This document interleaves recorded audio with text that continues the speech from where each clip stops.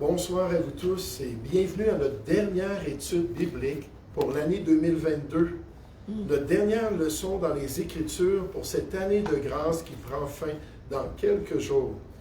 J'espère vraiment que cette étude ce soir saura vous encourager et vous motiver en face de la nouvelle année qui débute sous peu. Parlons ce soir sur la fin de notre course chrétienne.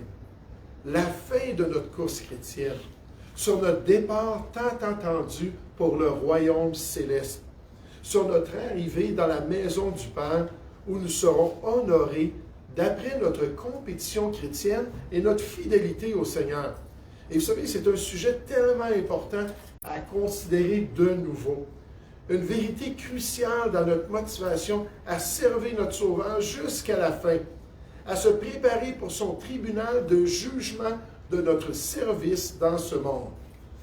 Et ce soir, ce que j'aimerais qu'on puisse faire, c'est chercher un texte biblique qui met le tout ensemble, c'est-à-dire notre départ pour la gloire, notre exaltation d'après notre service chrétien et surtout notre comparution devant le juge de notre compétition chrétienne. Cherchons donc la deuxième épître aux Corinthiens au chapitre 5. La deuxième épître aux Corinthiens au chapitre 5, à partir du verset 1. 2 Corinthiens, chapitre 5, au verset 1. Nous savons en effet que si cette tente où nous habitons sur la terre est détruite, nous avons dans le ciel, est-ce qu'on sait ça en tant que chrétien? Nous avons dans le ciel un édifice qui est l'ouvrage de Dieu, une demeure éternelle, qui n'a pas été faite de main d'homme. Aussi, gémissons-nous dans cette tente, désirant revêtir notre domicile céleste. Donc, Chani, ton désir est légitime. Désirant revêtir notre domicile céleste, si du moins nous sommes trouvés vêtus et non pas nus. Car tandis que nous sommes dans cette tente, nous gémissons, accablés. Parce que nous voulons non pas nous dépouiller, mais nous revêtir, afin que ce qui est mortel soit englouti par la vie. Et celui qui nous a formés pour cela, c'est Dieu, qui nous a donné les arts de l'Esprit. Nous sommes donc toujours pleins de confiance, et nous savons qu'en demeurant dans ce corps, nous demeurons loin du Seigneur, car nous marchons par la foi et non par la vue. Nous sommes pleins de confiance, et nous aimons mieux quitter ce corps et demeurer auprès du Seigneur. C'est pour cela aussi que nous nous efforçons de lui être agréables, soit que nous demeurions dans ce corps, soit que nous le quittions, car il nous faut tous comparaître devant le tribunal de Christ, afin que chacun reçoive selon le bien ou le mal qu'il aura fait étant dans son corps. Connaissant donc la crainte du Seigneur, nous cherchons à convaincre les hommes. Dieu nous connaît, et j'espère que dans vos consciences, vous nous connaissez aussi. Dans ce passage, l'apôtre Paul est poussé par l'Esprit à aborder la question de l'éternité dans l'espérance du croyant. Il est poussé à décrire la réalité qui fera partie du restant de l'histoire de l'enfant de Dieu, des anges en âge de son avenir dans la présence du Seigneur, et ici-bas, de cette priorité de son service à la lumière de la vraie vie que le croyant va expérimenter pour toujours dans l'au-delà. Et vous savez, puisque les divisions des chapitres ne sont pas inspirées de Dieu, on a le chapitre 4, on a le chapitre 5 qu'on est en train de lire, nous pouvons conclure que ce sujet que Paul est en train de traiter a été associé par l'Esprit de Dieu à la question des souffrances du chrétien dans son service pour le Seigneur. Alors ce soir, j'aimerais vous suggérer de débuter par le défi de bien terminer notre course. Le défi de bien terminer notre course. Puisqu'il y a des obstacles majeurs dans cette course, dans ce monde. Il y a des collines à surmonter dans cette compétition pour le Seigneur. Il y a des trous à éviter, des vallées et des marais à traverser. Il faut comprendre que ce n'est pas un 100 mètres plat du sprinter qu'on voit dans la parole de Dieu, mais bien plutôt le grand marathon de l'athlète de Dieu à travers les contrées d'un monde déchu et un monde perdu. Considérez le contexte que le Saint-Esprit utilise pour en venir à cette question de la gloire à venir pour le croyant. Regardez le chapitre 4. 2 Corinthiens chapitre 4 à partir du verset 7.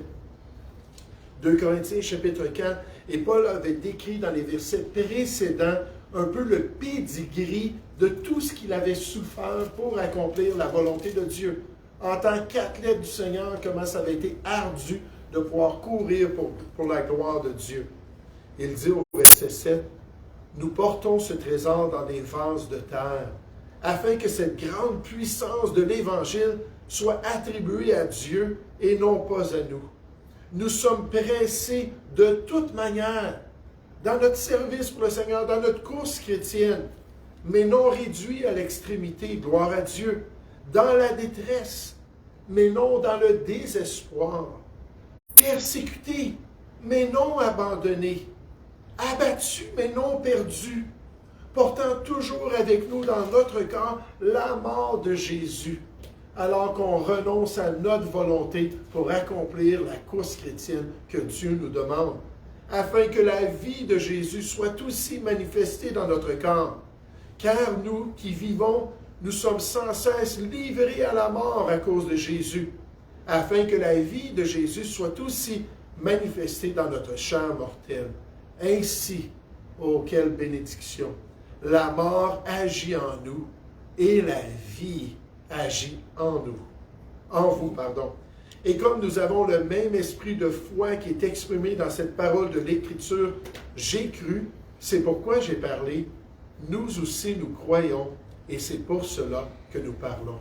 Sachant que celui qui a ressuscité le Seigneur, puis là on voit, là, ça nous prédispose là, pour le chapitre 5 et les vérités sur l'éternité du croyant. Mais sachant que celui qui a ressuscité le Seigneur Jésus nous ressuscitera aussi avec Jésus et nous fera paraître avec vous en sa présence. Car tout cela arrive à cause de vous, afin que la grâce en se multipliant fasse abonder à la gloire de Dieu les actions de grâce d'un plus grand nombre. C'est pourquoi nous ne perdons pas courage. Et même si notre homme extérieur se détruit, notre homme intérieur se renouvelle de jour en jour, car nos légères afflictions du moment présent produisent pour nous au-delà de toute mesure. On ne peut même pas mettre ça dans une balance. Il n'y aurait aucune balance qui pourrait prendre ces deux mesures tellement différentes, mais qu'elle produit un poids éternel de gloire dans le prochain monde. Parce que nous regardons non point aux choses visibles, mais à celles qui sont invisibles. Celles qui sont impalpables avec nos sens physiques, mais bien palpables avec nos yeux spirituels. Car les choses visibles sont passagères et les invisibles sont éternelles. Le défi de bien terminer notre course. Ô frères et sœurs, il ne faut pas se relâcher. Il faut être fervent et fidèle au Seigneur. Il faut continuer jusqu'à la ligne d'arrivée pour la gloire de notre Sauveur. Le juge de la compétition nous encourage à le faire en nous disant ce soir, rejetez tout fardeau dans votre vie et le péché qui vous enveloppe si facilement et courez avec persévérance, avec force de caractère, en capacité d'aller à contre-courant. C'est sur la persévérance dans la carrière qui vous est ouverte. Hébreux chapitre 12 au verset 1. Maintenant, alors qu'on examine ce passage inspiré, j'aimerais qu'on puisse considérer que pour le croyant, Dieu désire pourvoir pour lui la confiance pour bien terminer sa course. La confiance pour bien terminer sa course. La confiance malgré les obstacles du parcours. La confiance malgré les déceptions pendant la course. La confiance même si nos membres sont endoloris après toutes ces années d'efforts pour servir notre grand Dieu. Gardons cette confiance-là pour bien terminer notre course. Et là, on tourne au chapitre 5 et au verset 1. 2 Corinthiens chapitre 5 et au verset 1. Le défi pour bien terminer et la confiance que Dieu veut nous donner pour bien terminer. Verset 1. Nous savons en effet que si cette tente où nous habitons sur la terre est détruite, et là, le contexte nous présente notre corps terrestre comme étant une tente. Nous avons dans le ciel un édifice, une construction qui est l'ouvrage de Dieu, une demeure éternelle qui n'a pas été faite de main d'homme, notre corps céleste. Il dit, on a un corps terrestre ici-bas, dans le prochain monde, on va avoir un corps céleste pour les détails. 1 Corinthiens 15, versets 47 à 52 nous présente cette distinction-là entre les caractéristiques de notre corps terrestre ici-bas. Et ce n'est pas étonnant qu'on compare ça à une tente qui était vraiment quelque chose de pas très solide en comparaison avec notre corps céleste, notre demeure éternelle. Verset 2. Aussi gémissons-nous dans cette tente, désirant revêtir notre domicile céleste. Puis je pense plus qu'on vieillit, et nécessairement l'apôtre Paul, plus qu'il souffrait, il y avait ce désir-là. Si du moins nous sommes trouvés vêtus et non pas nus. Car tandis que nous sommes dans cette tente, nous gémissons accablés. Parce que nous voulons, non pas nous dépouiller, mais nous revêtir, afin que ce qui est mortel soit englouti par la vie. Et celui qui nous a formés pour cela, pour l'éternité, pour le royaume des cieux, pour le prochain monde, c'est Dieu qui nous a donné les arts de l'Esprit. Nous sommes donc toujours pleins de confiance grâce à Dieu et à l'œuvre que Dieu a accomplie par l'Esprit de Dieu. Et nous savons qu'en demeurant dans ce corps, nous demeurons loin du Seigneur dans une proximité physique, car nous marchons par la foi et non par la vue. Nous sommes pleins de confiance et nous aimons mieux quitter ce corps et demeurer auprès du Seigneur. Nous aimons mieux que le Seigneur nous permette de mourir dans sa volonté et en accomplissant son plan pour passer dans le prochain. Philippiens 1 nous dit exactement la même chose. Mais le chrétien peut avoir une grande confiance grâce à sa foi. Il peut être ferme dans ses difficultés grâce à l'Esprit de Dieu qui le connecte avec son éternité, qui lui donne les arts ou la confirmation de son appartenance au royaume de son Dieu, à sa citoyenneté dans la grande demeure que son Sauveur est en train de lui préparer. Oh, j'aime tellement comment l'apôtre Paul présente cette réalité dans Philippiens 3, versets 20 et 21. Il dit, mais notre cité à nous, les chrétiens, est dans les cieux, d'où nous attendons aussi comme sauveur le Seigneur Jésus-Christ, qui transformera le corps de notre humiliation ou notre tente ici-bas, en le rendant semblable au corps de sa gloire ou à notre habitation dans les cieux, par le pouvoir qu'il a de s'assujettir toutes choses. À la lumière de cette œuvre-là, à la lumière de cette réalité spirituelle, Dieu nous donne du courage malgré tout, puis nous permet d'aller de l'avant. Le défi de bien terminer notre course, ne lâchons pas, frères et sœurs. Continuons coûte que coûte. La confiance pour bien terminer sa course, Dieu veut nous soutenir et nous encourager dans notre course chrétienne, alors qu'on marche quotidiennement avec lui.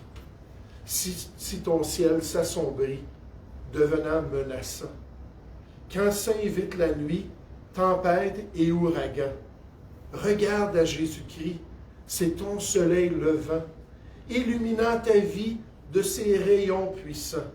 Il est là aujourd'hui, toujours aussi présent. C'est le frère, cet ami, fidèle à chaque instant. Ne crains donc pas ces bruits qui tonnent violemment. Jésus nous l'a bien dit, voici venir le temps. C'est celui du Messie qui prendra ses enfants, selon les prophéties apportées en leur temps.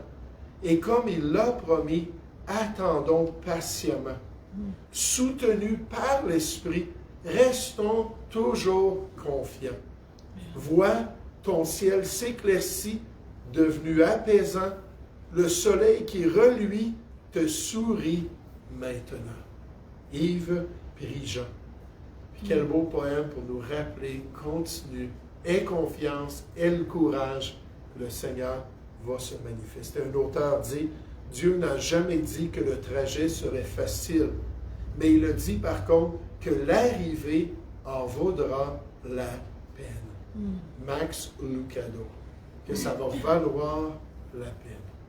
Vous savez, ce soir, alors que je pense à ce beau passage, et à la lumière de notre départ pour la gloire, peut-être en 2023, ce serait vraiment merveilleux.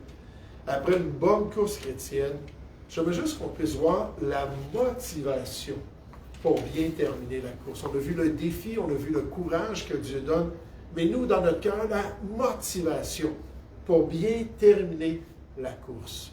La motivation pour aller jusqu'au bout. La motivation pour ne pas se relâcher. La motivation pour ne pas se lasser de faire ce qui est bien. Puis comme c'est un élément important dans la course de l'enfant de Dieu, qui fait toute la différence, puisque les Écritures affirment que c'est seulement avec une telle motivation que le chrétien pourra moissonner au temps convenable s'il ne se relâche pas. Galates 6, au verset 9. S'il demeure motivé à servir son Dieu jusqu'à la ligne d'arrivée. Et je vous ai partagé un petit peu tout à l'heure des détails concernant Denis, puis comment est-ce qu'on prie pour lui, puis les circonstances, puis ainsi de suite. Mais vous savez, Denis, ça faisait peut-être au moins, peut-être 23, 24 ans qu'on ne l'avait pas vu. On s'était perdu, là, tout simplement, avec son déménagement. Lui et sa famille étaient partis dans une autre région. Nous, on était partis aux États-Unis ramasser un soutien. Puis là, environ 22, 23 ans plus tard, je reçois un texte sur Internet qui dit « Jean, es-tu le Jean que j'ai connu à Boucherville? »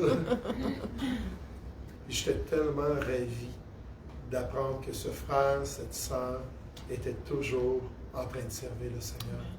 On voit des gens qui commencent la course, on voit des gens qui sont zélés, on voit des gens qui vraiment se développent spirituellement puis prennent de la force dans leur compétition chrétienne. Mais on voit aussi bien des chrétiens qui quittent la course, puis qui vont s'asseoir dans les estrades, puis qui cessent de servir le Seigneur. Puis de rencontrer des gens comme ça après des décennies qui continuent à servir le Seigneur, pour moi, c'est une grande bénédiction. Regardez le verset 6 dans 2 Corinthiens, chapitre 5. Cette motivation. L'apôtre Paul dit, nous sommes donc toujours pleins de confiance. Pleins de confiance, malgré tout. Pardon. Et nous savons qu'en demeurant dans ce corps, nous demeurons loin du Seigneur, on l'a vu, car nous marchons par la foi et non par la vue. Nous sommes pleins de confiance et nous aimons mieux quitter ce corps et demeurer auprès du Seigneur si c'est sa volonté. Verset 9. C'est aussi pour cela que nous nous efforçons de lui être agréable. Là, Paul est rendu âgé. Là, Paul a servi le Seigneur pendant des décennies. Là, il partage, nous nous efforçons, le temps continuel du présent de l'indicatif pour être traduit. Nous continuons de nous efforcer de lui être agréable. Nous continuons de faire des efforts pour lui être agréable. Soit que nous demeurions dans ce camp, soit que nous le quittions. Car il nous faut tous comparaître devant le tribunal de Christ, afin que chacun reçoive selon le bien ou le mal qu'il aura fait, étant dans son corps ou dans sa tente, ici-bas dans le monde. Connaissant donc la crainte de Dieu. Le mot crainte ici présente un profond respect, une révérence du cœur, une piété sincère et même une attitude d'étonnement envers la grâce de Dieu. On est ébloui en face du privilège de pouvoir le servir, en face du privilège de pouvoir lui donner notre vie, en face du privilège de pouvoir s'offrir sur l'autel du sacrifice pour suivre l'appel de Dieu et accomplir la course qu'il nous appelle à compléter. Puis il dit, nous cherchons à convaincre les hommes. Dieu nous connaît et j'espère que dans vos consciences, vous nous connaissez aussi. La motivation de Paul dans cette persévérance était son but de plaire à son Seigneur. Un désir en vigueur pendant son séjour terrestre chez lui dans son corps, qui serait inaltéré au ciel, près du Seigneur pour l'éternité. Le fait que Paul savait qu'il serait un jour évalué par son maître contribuait à cet objectif. Il voulait lui plaire et entendre de sa part « Bien fait, mon bon serviteur ». Dans sa lettre précédente, Paul avait mentionné ce jugement. Dans 1 Corinthiens, chapitre 3, verset 12, vous vous rappelez, il parle de construire sur le fondement de notre salut. Avec du bois, du chaume, ou avec de la paille, ou avec de l'or, de l'argent, ou des pierres précieuses. Donc la construction qui serait testée un jour alors que nous sommes des architectes pour le Seigneur. Il affirme maintenant que tous les chrétiens seront évalués au tribunal de Christ qui suivra l'enlèvement de l'Église. Les croyants seront récompensés pour les choses qu'ils ont faites dans leur vie terrestre pendant qu'ils étaient dans leur corps. Leurs bonnes actions susciteront une réponse de la part du Seigneur et les mauvaises, avez-vous remarqué, selon le bien ou le mal. Mais là, je n'avais pas étudié le mot mal, et dans le grec, c'est le mot pholon, qui veut dire vide ou sans valeur. Là, je pense tout de suite à ce que Paul a dit dans 1 Corinthiens 3. Passer dans le feu du tribunal de Christ avec du bois, du foin et du chaume. Tout est consumé, il ne reste plus rien, ça n'a pas de valeur. Des activités, des choses qu'on fait qui ne font pas partie de l'appel de Dieu, qui se lèvent contre la volonté de Dieu. Ces choses-là vont donner absolument rien, même pour certains, il n'y aura aucune œuvre pour le Seigneur, puis ils vont être sauvés, la Bible nous dit, comme au travers du feu, puis ils n'auront rien à présenter à leur Sauveur. Il dit donc sans valeur, puis suscitera une autre réaction de la part de Christ.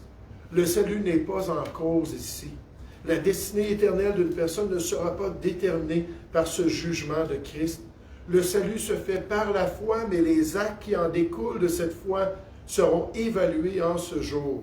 Cette perspective d'un jour de jugement et de l'éternité a eu un effet salutaire dans le service de Paul. Elle lui a permis de persévérer en face des épreuves et l'a même motivé à être fidèle dans l'accomplissement du ministère auquel le Seigneur l'avait appelé. Parce que c'était le plan de Dieu. Sentinelle dans la nuit sombre, épiant le lever du jour, nous voyons se dissiper l'ombre du sommet de la haute tour. Jusqu'à la trompette sonore, le rôle dicté par l'Esprit, c'est d'attendre en veillant l'aurore. Et le mot d'ordre, c'est Jésus-Christ. C'est lui qui vient à la lumière, lui le chef qui va resplendir. Sous les beaux plis de sa bannière, quelqu'un pourrait-il dormir au lieu de servir le Seigneur? Déjà, c'est la dernière veille, le chant du coq a retenti, que nul d'entre nous ne sommeille, car le signal prochain, c'est lui. Déjà sur la crête lointaine, des collines à l'horizon, blanchit une ligne incertaine, seuil immense de la maison. Adieu la dernière rafale, ô soyons tous sur pied pour voir se lever l'aube triomphale, couronnement de notre espoir. Et dans ces rayons magnifiques, remplissant l'espace doré, tout vibrant des divins cantiques, nous verrons notre Maître adoré. André Gibert. Qu'est-ce qu'on veut retenir dans nos cœurs ce soir? En passant à la fin de notre course et en passant à notre départ pour la gloire, il est nécessaire pour le chrétien vainqueur de surmonter les défis dans sa course chrétienne, d'être fort et de tout supporter pendant le trajet pour pouvoir arriver jusqu'à la ligne d'arrivée. Il sera de même nécessaire pour l'athlète de Christ de garder confiance malgré tout, en ayant les yeux sur le prochain monde et ses grâces, en courant par la foi pour toujours se réjouir en espérance.